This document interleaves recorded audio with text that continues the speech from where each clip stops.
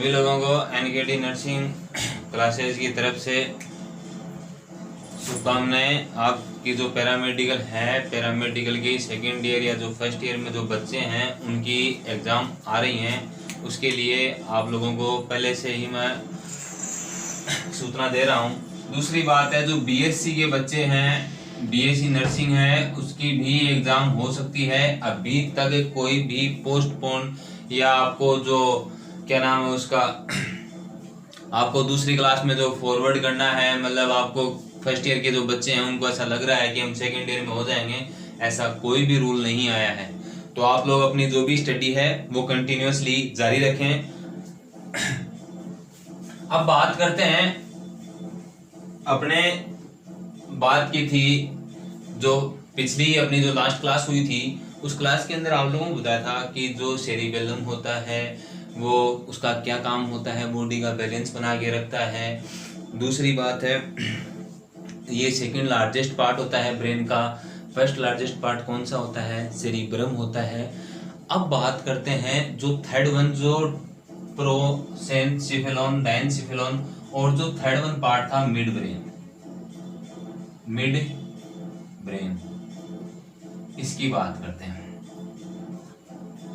अब देखो, एक तो ये हिस्सा हो गया सामने की तरफ का, ये यहाँ तक जो हिस्सा है, ये अपना जो फर्स्ट हिस्सा है उसको क्या बोलते हैं? Fore brain. ये क्या हो गया? Hind brain. और ये क्या हो गया? एक मिड ब्रेन, जिसको ब्रेन स्टीम भी बोला जाता है। क्या बोला जाता है इसको? Brain steam. अब ये लास्ट पार्ट है ब्रेन स्टीम, जो ब्रेन का। अब इसकी बात करते हैं, इसमें क्या क्या चीजें होती हैं। इसमें तीन मोस्ट कॉमन चीजें होती हैं।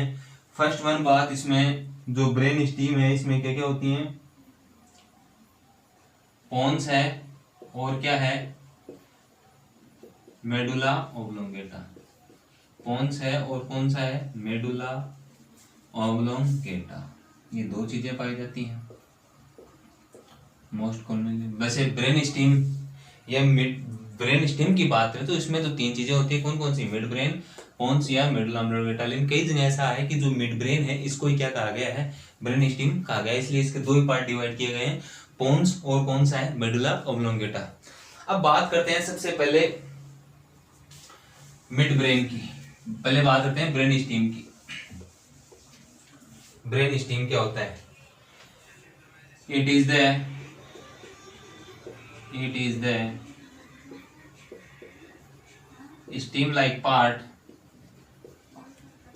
steam like part of brain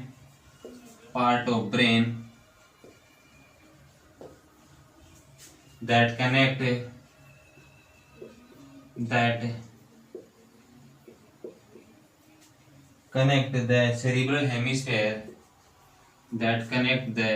cerebral hemisphere with the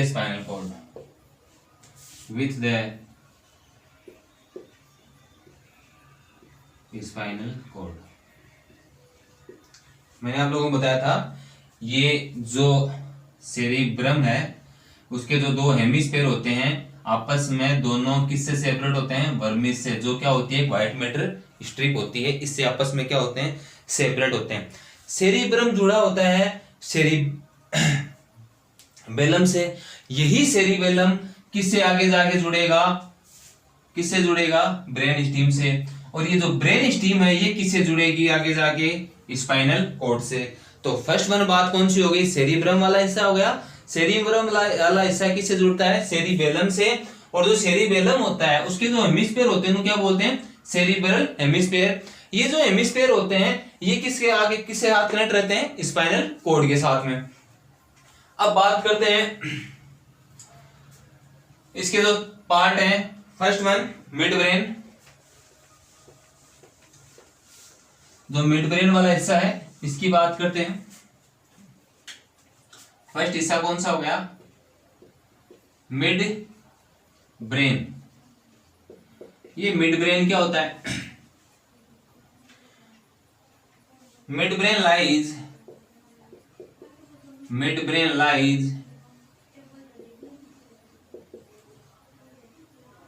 between pons and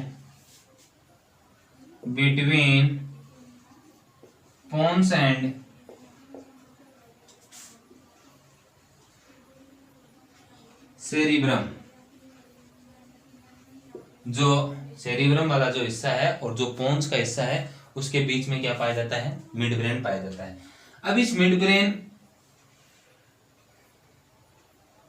ये जो मिड ब्रेन पाया जाता है इसके अंदर क्या है, इससे बांट रखे हैं। फर्स्ट वन हिस्सा होता है इसका टेक्टम। कौन सा हिस्सा होता है, टेक्टम। इस टेक्टम को भी क्या है, डिवाइड कर रखा है।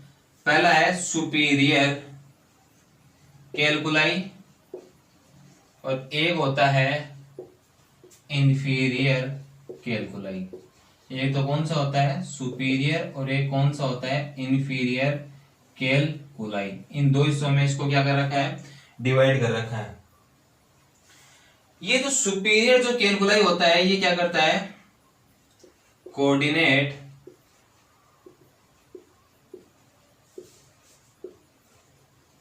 Movement of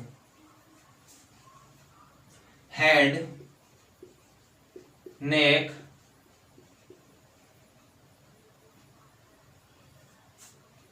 in the response of visual stimuli,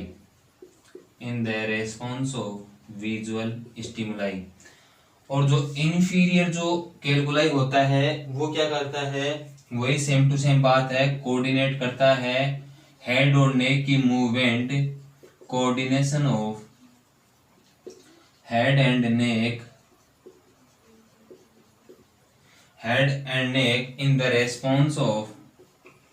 in the response of visual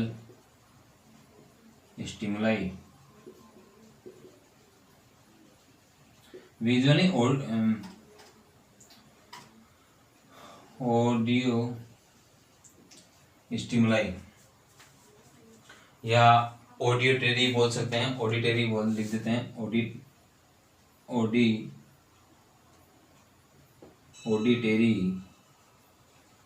stimuli.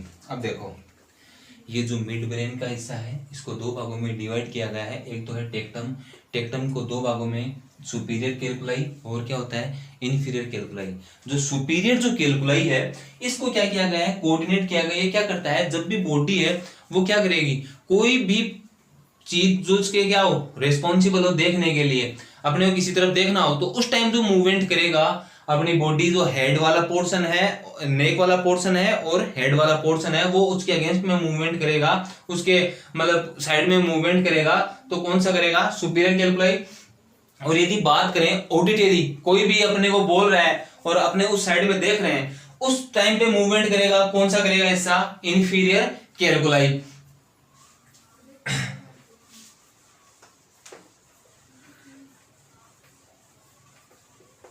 एक इसका हिस्सा पाया जाता है मिड ब्रेन का जिसको बोलते हैं सस्टेनिया नाइग्रा, सस्टेनिया नाइग्रा। दूसरा हिस्सा होता है इसका सबस्टेनिया नाइग्रा। ये जो सबस्टेनिया नाइग्रा होता है ये क्या काम करता है, ये क्या करेगा, इसके अंदर क्या होता है, एक स्पेशल टाइप का पिगमेंट प्रेजेंट होता है। क्या होता है, स्पेशल टाइप पिगमेंट प्रेजेंट होता है। ये जो पिगमेंट जो प्रेजेंट होता है जिसको क्या बोलते हैं, मेलेनिन। क्या बोलते हैं, मेलेनिन। ये मेलेनिन ही क्या करेगा, जो स्किन का जो कलर होता है, जो पाइनियल ग्लैंड भी सीक्रेट करती है इसी मेलेनिन हार्मोन को, ये क्या काम करता है, जो बॉडी का जो कलर है ब्लैक कलर ज्यादा होता है, क्योंकि मेलेनिन यदि किसी के ज्यादा स्रावित हो रहा है तो उसकी जो बॉडी है उसका कलर कैसा हो जाएगा, ब्लैक कलर हो जाएगा। दूसरी बात, ये जो सबस्टेनिया नाइग्रा होता है ये क्या काम करता है, डोपामीन को सीक्रेट करता है। डोपामीन जो न्यूरोट्रांसमीटर होता है, डोपामीन न्यूरोट्रांसमीटर रिलीज करता है। डोपामीन न्यूरोट्रांसमीटर ये क्या करता है, रिलीज करता है। जो भी डोपामीन है वो डोपामीन को क्या करेगा, रिलीज करेगा। अब ये डोपामीन क्या काम आता है, कोई भी पर्सन जिससे उसको क्या हो, खुशी का या मतलब उमंग का जो एहसास होता है, वो किसके कारण होता है, डोपामीन न्यूरोट्रांसमीटर के कारण होता है। इसको याद करने के लिए आप देखो कि जो पर्सन है, जो पर्सन जैसे डिप्रेशन में रहते हैं, कोई भी ऐसा पर्सन जो डिप्रेशन में है, जैसे डिप्रेशन में कोई भी पर्सन है, उसके क्या हो गया, कोई बिजनेस लॉस हो जाए, या उस पर्सन के क्या हो जाए, कोई भी मतलब लव फेलियर हो जाए, या कोई फैमिली में डेथ हो जाए, उस टाइम पे क्या हो जाएगा, उसकी जो बॉडी है उसके अंदर ये डोपामीन का लेवल क्या हो जाएगा, कम हो जाएगा। डोपामीन क्या हो जाएगा, कम हो जाएगा। अब यदि डोपामीन ही कम हो गया तो पर्सन को क्या होगा, खुशी का एहसास हो नहीं पाएगा, वो कंटिन्यूअसली क्या होगा, नेगेटिव थॉट ही सोचता रहेगा। इसलिए क्योंकि उसके क्या है, कंटिन्यूअसली जो थॉट प्रोसेस है ब्रेन में वो वही चलता रहता है। और या ऐसी कोई कंडीशन हो जाए जिसके अंदर क्या हो, जो डोपामीन है वो सीक्रेट ही क्या हो, बॉडी के अंदर कम हो, इसलिए उस कंडीशन में भी पर्सन क्या होगा, डिप्रेशन या ऐसी कंडीशन में जा सकता है। तो सबस्टेनियन आएगा। और एक कौन सा होता है, टेक्टम। टेक्टम के अंदर कौन कौन से पार्ट होते हैं, एक तो होता है सुपीरियर कैलकुलाई, एक कौन सा होता है, इन्फीरियर कैलकुलाई। तो सुपीरियर जो कैलकुलाई होता है वो किसके लिए रेस्पॉन्सिबल होता है, जो पर्सन है उसका हेड का और जो नेक का जो मूवमेंट होती है बॉडी की, वो जब भी कोई पर्सन देखना चाह रहा हो किसी तरफ, उस टाइम पे जो हेड और नेक की जो मूवमेंट हो रही होती है वो किसी कारण होती है, सुपीरियर कैलकुलाई के कारण। और जो इन्फीरियर कैलकुलाई है उसके वो क्या करेगा, कोई भी पर्सन बोल रहा है, मतलब ऑडिटरी जो स्टिमुलस उसको कहां पे मिल रहा है उस टाइम पे मूवमेंट करता है, वो कौन से करेगा, इन्फीरियर कैलकुलाई से करेगा। अब बात करते हैं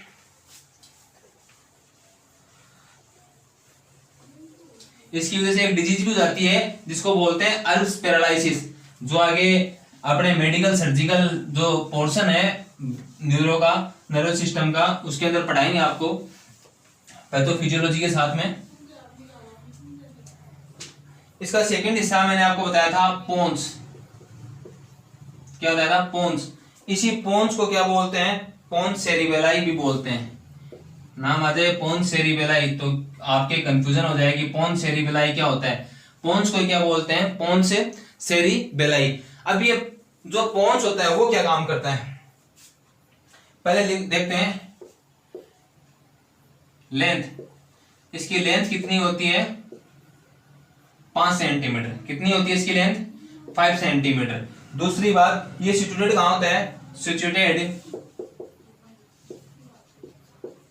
inferior to mid brain, inferior to mid brain, inferior to mid brain।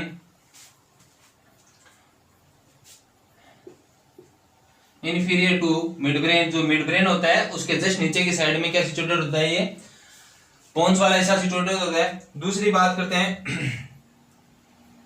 ये पोन्स क्या करता है, एक ब्रिज बनाता है। Pons form bridge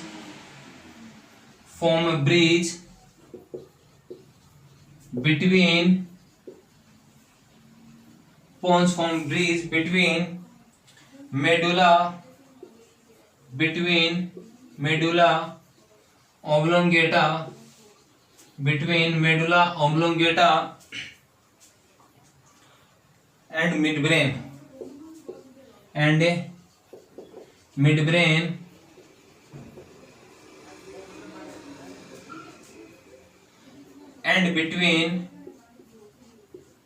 and between two hemisphere of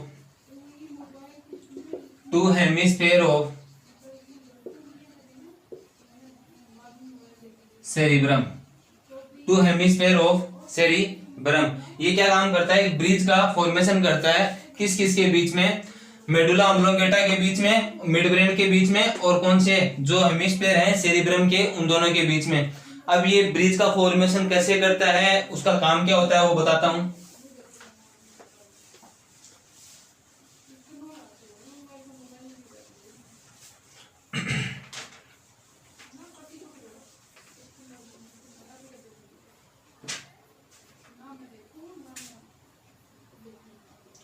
ये क्या हो गया, सेरिब्रम हो गया। ये क्या हो गया, यहाँ पे क्या हो गया, मिड ब्रेन हो गया।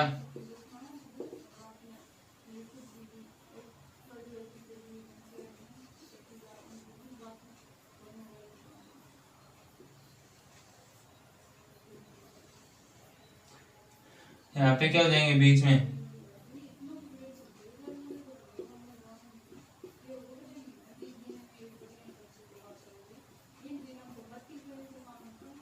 हेमिस्फेयर हो गया किसके, सेरिबेलम के, किसके हेमिस्फेयर हो गए ये, सेरिबेलम के हेमिस्फेयर हो गए।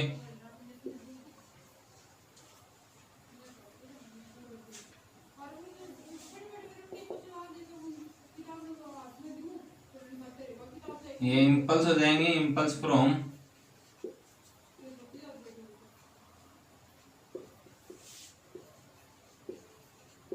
मिड ब्रेन से किस में चले जाएंगे, मेडुला ऑब्लोंगेटा में, और मेडुला ऑब्लोंगेटा से किस में चले जाएंगे, मिड ब्रेन में, और मिड ब्रेन से किस में चली जाएंगी, सेरिबेलम में, किस में चली जाएंगी, सेरिबेलम में। वही बात है, सेरिबेलम से किस में चली जाएंगी, ये मिड ब्रेन में चली जाएंगी, किस में चली जाएंगी, मिड ब्रेन में चली जाएंगी। और मेडुला ऑब्लोंगेटा से किस में चली जाएंगी, सेरिबेलम में चली जाएंगी। ये यहाँ पे क्या हो जाएगा, मेडुला ऑब्लोंगेटा। अब देखो जो इम्पल्स होती हैं वो किस हिसाब से आगे ट्रांसफर होती रहती हैं, किस हिसाब से आती हैं। इम्पल्स आई जैसे चाहे वो स्पाइनल कोड से आए, चाहे वो बाहर से कोई सेंसरी जो भी नर्व है। अब किस में जाएंगे पहले, अब जैसे मान लो ये है मिड ब्रेन के पास में इम्पल्स आई, ये मिड ब्रेन के पास में इम्पल्स आई तो ये यहाँ से किस में पास चली जाएंगी, मेडुला ऑब्लोंगेटा के पास में। या दूसरी बात करें, मेडुला ऑब्लोंगेटा से इम्पल्स आ रही है वो किसके पास में चले जाएं, मिड ब्रेन के पास में चले जाएं। दूसरी बात मैंने आपको कहा कि मिड ब्रेन से किसके पास में आती है, सेरिबेलम में। ये मिड ब्रेन है, ये कौन सा है, यहाँ पे दोनों के बीच में क्या है, हेमिस्फेयर है सेरिबेलम के, तो ये इसके पास में चली जाएंगी यहाँ पे, और यहाँ से किस में चली जाएंगी, इसमें चली जाएंगी। दूसरी बात मैंने आपको बताया है कि मेडुला ऑब्लोंगेटा से डायरेक्ट किस में जा सकती हैं, सेरिब्रम में जा सकती हैं। ये मेडुला ऑब्लोंगेटा है, ये बीच में क्या हो गया, हेमिस्फेयर हो गया, अपर साइड में क्या हो गया, सेरिब्रम हो गया। तो ये क्या करता है, एक प्रकार का क्या कर रहा है, ब्रिज का फॉर्मेशन कर रहा है। क्या कर रहा है, ये ब्रिज का फॉर्मेशन कर रहा है, किस किसके बीच में, मिड ब्रेन किसके बीच में कर रहा है, सेरिबेलम के बीच में कर रहा है, मेडुला ऑब्लोंगेटा के बीच में कर रहा है, और सेरिब्रम के बीच में कर रहा है। अब बात करते हैं मेडुला ऑब्लोंगेटा की। Medulla oblongata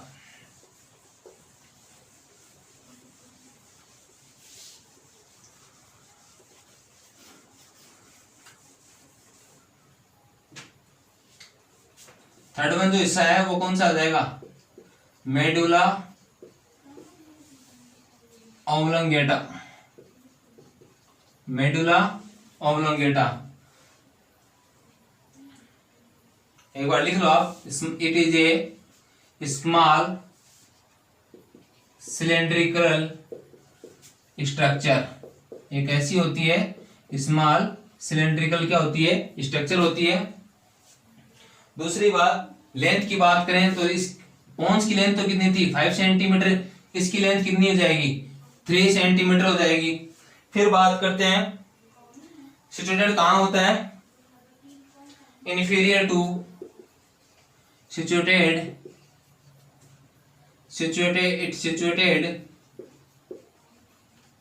inferior to the pons or to the pons की क्या हो जाएगा, नीचे की साइड में, और superior to the spinal cord. जो स्पाइनल कॉर्ड है उसके क्या हो जाएगा, अपर साइड में। अब देखो ये वाला हिस्सा क्या हो गया, पोन्स का हो गया, ये क्या हो गया, मेडुला ऑब्लोंगेटा। तो मेडुला ऑब्लोंगेटा क्या हो गया, नीचे की साइड में हो गया। दूसरी बात, ये अपना क्या है, स्पाइनल कॉर्ड वाला हिस्सा है, तो स्पाइनल कॉर्ड के तो क्या हो गया, अपर साइड में सुपीरियर, और जो पोन्स वाला हिस्सा है उसकी क्या हो जाएगा, इन्फीरियर, मतलब क्या, नीचे की साइड में।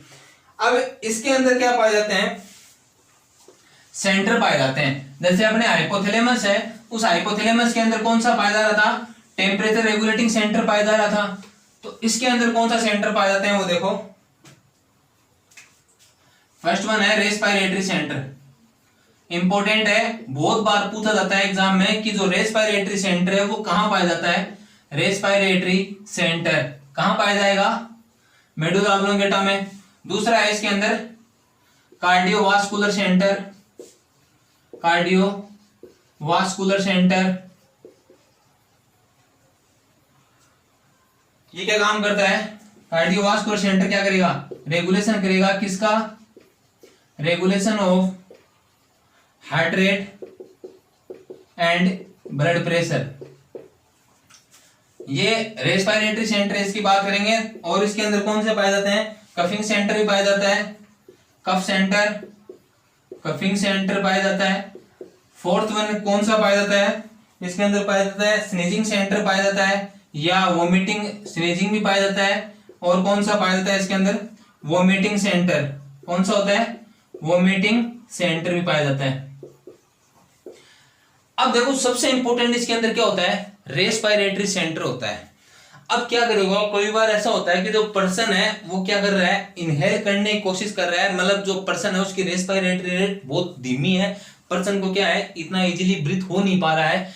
कोई भी ऐसी इंजरी हो जाए उस टाइम पे, जैसे कोई रिब्स के अंदर हो जाए, अपने जैसे रेस्पिरेटरी सिस्टम में पढ़ेंगे अपने इंटरकोस्टल मसल है, एक्सटर्नल इंटरकोस्टल मसल है, ये डायफ्राम वाला हिस्सा है कि जब इंस्पायरेशन लेंगे तब ये क्या हो जाएगा, फ्लैट पोजीशन में हो जाएगा। एक्सपायरेशन करेंगे इस टाइम पे, ये इंस्पायरेशन लेंगे तब ये सिकुड़ जाएगा, एक्सपायरेशन लेंगे फ्लैट हो जाएगा।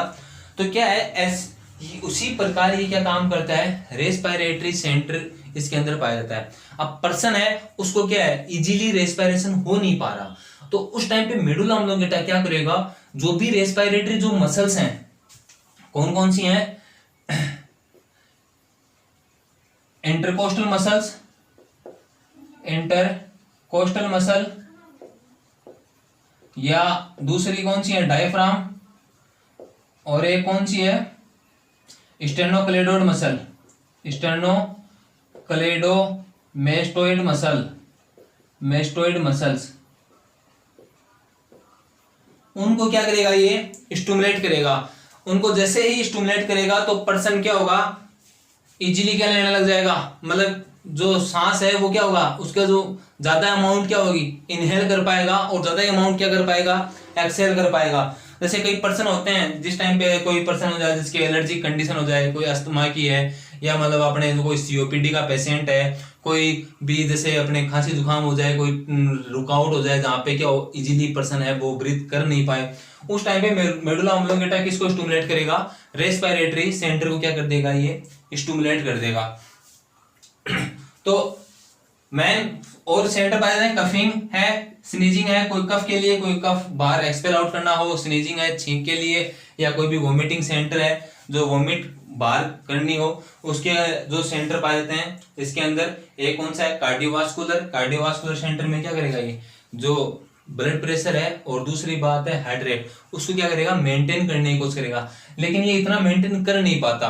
लेकिन इसका सबसे ज्यादा जो इफेक्ट होता है वो होता है रेस्पिरेटरी सेंटर के ऊपर, कि ज्यादा से ज्यादा जो पर्सन है कोई ऐसी कंडीशन हो जाए जिस टाइम में पर्सन इजीली इनहेल कर नहीं पाए। आप लोगों ने देखा होगा जो हॉस्पिटल्स होते हैं उस हॉस्पिटल के अंदर कई बार सर्जरी हो जाए, मेजर जो सर्जरी हो, जैसे अपने पर्सन है उसके स्पाइनल कोड लगा दिया, अब स्पाइनल कोड लगा दिया तो ड्रग जाएगी, अपना इफेक्ट दिखाएगी, वो क्या हो जाएगा, पर्सन क्या हो जाएगा, एक प्रकार से अनकॉन्शियस हो जाएगा। अब ऐसे जो पर्सन होते हैं उन पर्सन के क्या होता है कि सबसे बड़ी मॉनिटरिंग करनी होती है अपने को रेस्पिरेटरी रेट के ऊपर। किसके ऊपर, रेस्पिरेटरी रेट के ऊपर, कि भैया जो पर्सन है वो इजीली सांस ले पा रहा है या नहीं ले पा रहा है। कहीं पर्सन है वो उसकी डेथ तो नहीं हो गई, ये देखना पड़ता है। क्यों, क्योंकि यदि पर्सन इनहेल कर नहीं पाएगा तो उसका जो मेडुला ऑब्लोंगेटा जो वाला पोर्शन है ये तो क्या हो गया, सडेट हो गया। भैया आपने स्पाइनल दिया पर्सन को, वो ड्रग गई ब्रेन में तो वो उसको क्या कर देगी, डिप्रेस कर देगी, इसका फंक्शन काम नहीं कर पाएगा। यदि ये काम ही नहीं कर पाएगा तो ये स्टिमुलेट नहीं होगा, तो उस टाइम पे क्या होगा, पर्सन जितना उसको हो रहा है ब्रीथ उतनी ले पाएगा। यदि उसको कम आ रही है तो भी कोई फर्क नहीं पड़ेगा मेडुला ऑब्लोंगेटा पे, क्योंकि मेडुला ऑब्लोंगेटा तो पहले से सडेट है, उसको तो पता ही नहीं है। अब यदि ये यही काम नहीं कर रहा तो हो सकता है कि जो पर्सन है उसको सांस की रुकावट हो जाए, दिक्कत हो जाए, पर्सन की डेथ भी हो सकती है। इसलिए हम जब भी पर्सन को, कोई भी ऐसा पर्सन है जिसको ऑपरेट किया जाता है, स्पाइनल दिया जाता है, तो उस टाइम पे सबसे फर्स्ट वन प्रायोरिटी किसके ऊपर रखनी होती है? अपने को रेस्पिरेटरी रेट के ऊपर रखनी होती है। ये बात की है अपन लोगों ने, जो भी ब्रेन अपने यहाँ तक पढ़ लिया है, ब्रेन का पढ़ लिया है, अपन ने जो न्यूरॉन है उसके बारे में पढ़ लिया है, जो नर्वस सिस्टम है उसकी जो ज्यादा से ज्यादा जो एनाटॉमी वाला जो पोर्शन है वो उसके अंदर सिर्फ और सिर्फ एक पेरिफेरल जो नर्वस सिस्टम है और ऑटोनोमिक सोमेटिक जो भी नर्वस सिस्टम, ऑटोनोमिक और के जो पार्ट थे सिंपैथेटिक और पैरासिम्पैथेटिक, वो जो अपने सिस्टम है उसके अंदर ही अपने पोर्शन बचा हुआ है। तो एक 2 या 3 क्लासों के अंदर ये भी जिसकी नर्वस सिस्टम की जितने भी एनाटॉमी वाला पोर्शन है वो कंप्लीट हो जाएगा। इससे कंप्लीट होने के बाद में अपने मेडिकल सर्जिकल नर्सिंग वाला जो भी पोर्शन है वो स्टार्ट करेंगे। उसके अलावा मैं आप लोगों को बता दूं एक चीज और, जो एम्स के अंदर जो क्वेश्चन आते हैं आजकल एनक्लेक्स बेस के ऊपर क्वेश्चन आने लग गए, तो अपने क्या करेंगे, हर बॉडी का जितने भी मेडिकल सर्जिकल वाला पोर्शन है, एमएसएन वाला जो भी पोर्शन है, हर सिस्टम से अपने कम से कम जो 150 क्वेश्चन है, 150 क्वेश्चन के आसपास हर पर डे खत्म होने के बाद में जो 30 क्वेश्चन है उसके आसपास उसका रेशनल समेत उनको करवाया जाएगा। तो आप लोगों से ये है कि आप लोग ज्यादा से ज्यादा वीडियो को देखें और उसके बारे में कमेंट करें, लाइक करें, शेयर करें और सब्सक्राइब करें। Thank you.